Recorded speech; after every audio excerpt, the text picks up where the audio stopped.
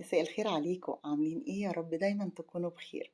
تعالوا النهاردة نكمل الجزء التاني من حلقة الأسماك اللي كنا ابتديناها مع بعض، وهي سر إضافة الفصوص اللي هتنقل الصيادية لحتة تانية خالص، كأنك بتاكلي في مطعم سمك محترم، غير بقى تتبيلتي الخاصة اللي هتنقل ملامح السمك حتة تانية تماما.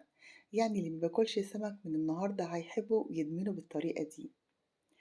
وكلنا عارفين إن طريقة التقديم بتفرق كتير، العين بتاكل الأول.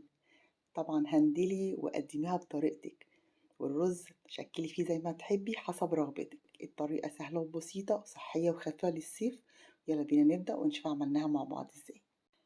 هنسمي الله ونبدأ على طول كالعادة، وهفكرك بالجزء الأول من حلقة السمك. كان معايا ابن القرش ومعايا سمك لوط وكمان صبيط. عملنا من سمكة اللوط جزء فيليه حمرناه، وعملنا كمان طاجن الصبيط، والكمية ما شاء الله كانت كبيرة، فحبيت ان انا اشيل الجزل دي واعملها معاكم في يوم تاني طاجن صيادية. ده جزل اللوط وده جزل ابن القرش. وطبعا بعد ما غسلتهم كويس رفعتهم في طبق فويل في الفريزر، وهنزلهم اعملهم في يوم تاني. وعلى رأس القائمة بتاعت التتبيلة الكرفس زي ما انتوا شايفين.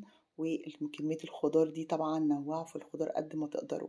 معايا بصل، هحاول ان انا اقطع كل الحاجات دي شرايح رفيعة جدا عشان هي مبتاخدش تسوية كتير، فكلها تاخد تسوية بعض. بالنسبة للسمك بالنسبة للخضار نعملها سلايسز كده رفيعة قد ما نقدر.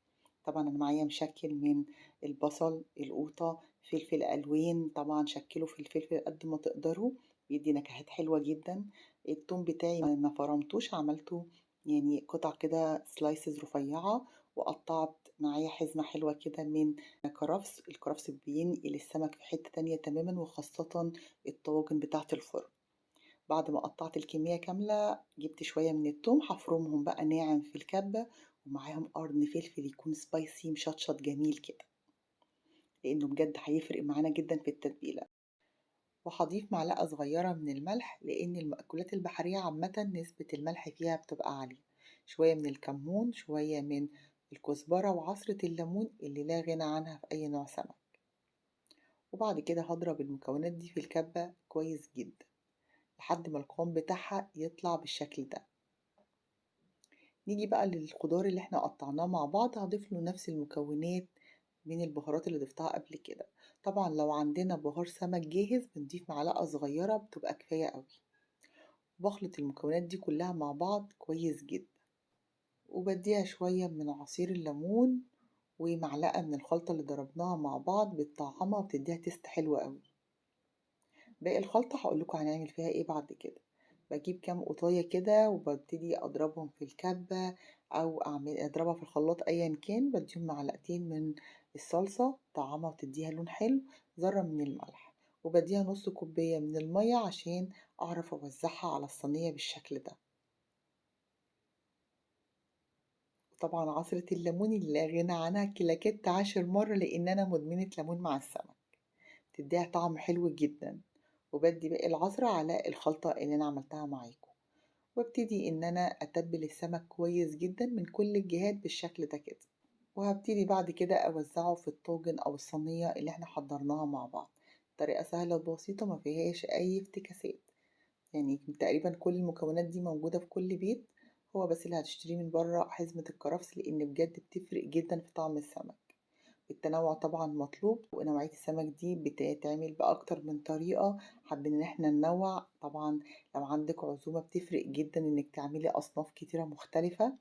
وبديها في الآخر عصرة من الليمون، وبنزل عليها طبعا رايح جاي كده كمية من الزيت، يعني ما تكونش كتيرة قوي. كده الطاجن بقى جاهز معايا، هبتدي أدخله الفرن، وبشغل من تحت وبشغل الشواية كمان. وطبعا الفصوص اللي احنا قلنا عليها ده سر تغيير ملامح وطعم السمك تماما، بيديه تست غير عادي. طبعا بطلع قلب الفصوص دي وابتدي ان انا اوزعها على طاجن الصيادية بالشكل ده. خلاص الطاجن بقى جاهز معايا، ادخله الفرن. ما خدش وقت في الفرن وطلع بالشكل الجميل ده. حبيت ان انا اعمل معاه الرز ابيض عشان في صوص احمر حلو قوي نازل منه، غير الخضار الجميل اللي خارج منه ده شكله حلو قوي يفتح النفس، طعمه اجمل بكتير. ما شاء الله غني بالعناصر الغذائية. يعني بديل حلو أوي لطبق السلطة، فمش هتحتاجي تعملي أطباق إضافية جنبه. الطبق خفيف وبسيط حلو أوي للصيف، شكله يفتح النفس جدًا. نوّعي وشكّلي في عزايمِك قد ما تقدري لإنه بيفرق كتير. أتمنى يكون الفيديو عجبكم. كانت معاكم سما العرايشي، وإلى اللقاء في فيديو آخر إن شاء الله.